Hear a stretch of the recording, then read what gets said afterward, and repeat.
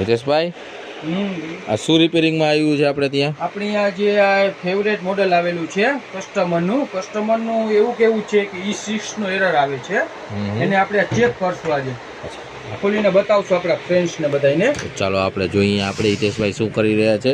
E6 નો error આવે છે ને હિતેશભાઈ? E6 નો કસ્ટમરનું કેવું E6 નો એરર આવે છે. ચાલો આપણે જોઈએ. હિતેશભાઈ ખોલે છે.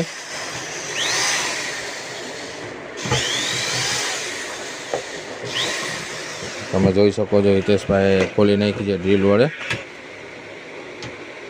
કસ્ટમરે ક્યાંક કામ કરાવેલું છે, કસ્ટમરે આ પંખો ચેન્જ કરાવેલો છે, તો બી આપણે કસ્ટમરનું કામ કરશું. આપણે જોઈ શકો છો કસ્ટમરને ત્યાંથી રિપેર કરાવેલી છે, ત્યાં કસ્ટમરને પંખો બીજો નાખી દેવામાં આવ્યો છે, જેથી E6 નો એરર આવી ગયો છે.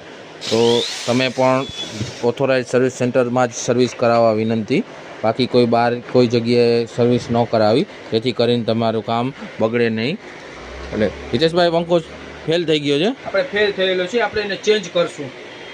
પંખો આપણે આ નવો નાખશું, આપણે કંપનીનો પંખો નાખશું.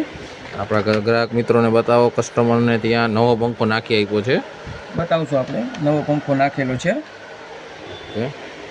હિતેશભાઈ પંખો નાખી દીધેલો છે અને કસ્ટમરનું કામ પણ કમ્પ્લીટ થઈ ગયું. પંખો નાખવાથી હિતેશભાઈ કામ થઈ જશે ને? પંખો નાખવાથી E6 નું એરર આવી જશે. તો તમે જોઈ શકો છો હિતેશભાઈએ પંખો ફિટિંગ કરી દીધો છે અને ગ્રાહકનું કામ કમ્પ્લીટ કરી દીધું છે.